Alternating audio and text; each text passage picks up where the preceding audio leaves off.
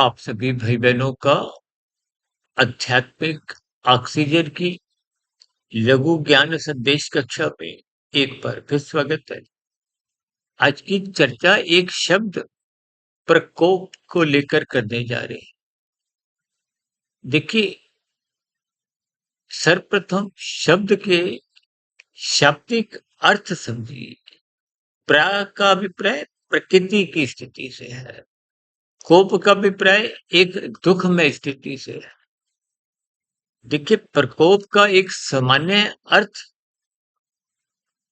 जैसे कुछ वर्ष पहले देखिए कोरोना नाम की एक बीमारी का एक प्रकोप लगभग 1 डेढ़ 2 वर्ष बहुत ही बड़े स्तर पर आपने संसार में देखा है।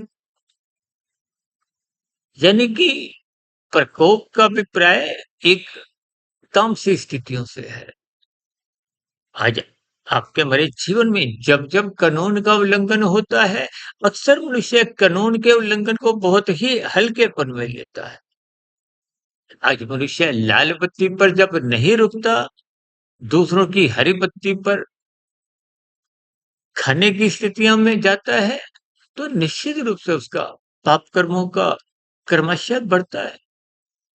देखिए, भौतिक स्तर पर यदि आप किसी चालान से, दंड से बच भी गए, तो इसका अभिप्राय ये नहीं कि कर्मफल सिद्धांत की निगरानी में आप और हम बच जाएंगे, क्योंकि प्रकृति की कर्मफल सिद्धांत की व्यवस्था में आज तक कोई भी मनुष्य बच नहीं पाया। स्वयं कर्म फल सिद्धांत शब्द अपने अर्थ समझाते हैं। कर्म पहले होगा तो उसका फल आना निश्चित है। इस संसार में भी देखिए प्रकोप में स्थितियां जितनी भी बनती हैं, उन स्थितियों के भी आज देखिए बादल फटने की स्थितियां हैं, कहीं भूकंप की स्थितियां हैं, कहीं दो देशों के बीच में एक लड़ाई की युद्ध की स्थितियां हैं, और भी देखिए कुछ ना कुछ पारिवारिक स्तर पर, गली मोहल्ले के स्तर पर कुछ ना कुछ ऐसी छुटपुट स्थितियां आप और हम देखते हैं। हालांकि प्रकोप का अभिप्राय तो देखिए विशेष दुखमय स्थितियों से है, जो बड़े स्तर पर आप और हम देखते हैं। इन सभी स्थितियों को आप व्यक्तिगत स्तर पर अपने आप देखिए, हम सभी भाई बहनों का एक व्यक्तिगत कर्मशय कार्यश्री अलग अलग स्थितियां हैं। एक बार हमने वीडियो बनाया था त्रिविध ताप।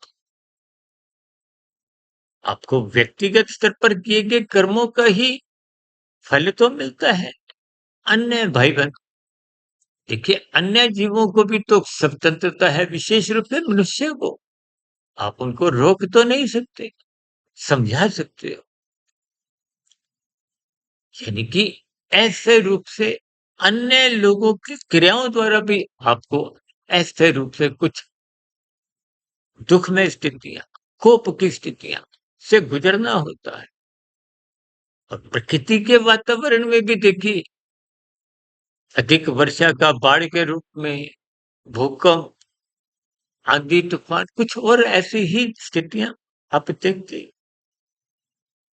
यानी कि कुल मिला के इस प्रकोप की स्थितियों को तर्कपूर्वक समझते हुए हम अब सभी भाई बहनों को व्यक्तिगत स्तर पर अपना कर्मशय बिगड़ने से रोकना चाहिए।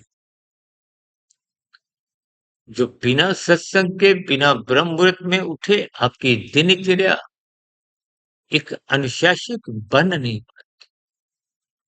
इसलिए मिले हुए जीवन में अपनी कर्मों की स्थितियों को, संस्कारों की स्थितियों को बिगड़ने ना दें, ताकि ये जो प्रकोप की स्थितियां हैं, इनसे आप और हम बच जाए। चर्चा विषय को यहीं विराम देते हैं। दिन में शॉर्ट्स की वीडियो और शाम को सर्व कल्याण वृक्ष की प्रश्नोत्तर ज्ञान कक्षा में फिर मुलाकात करेंगे, और कल सुबह किसी गंभीर विषय को लेकर ब्रह्म मुहूर्त ज्ञान उपदेश कक्षा। तब तक आप अपने आध्यात्मिक मित्र सुधीर भाटिया फकीर को इजाजत दें। वीडियो संबंधित आपके प्रश्न, सुझावों और शिकायतों का नीचे कमेंट्स बॉक्स पर सदा ही स्वागत है। चर्चा विशेष को सुनने के लिए बहुत-बहुत धन्यवाद।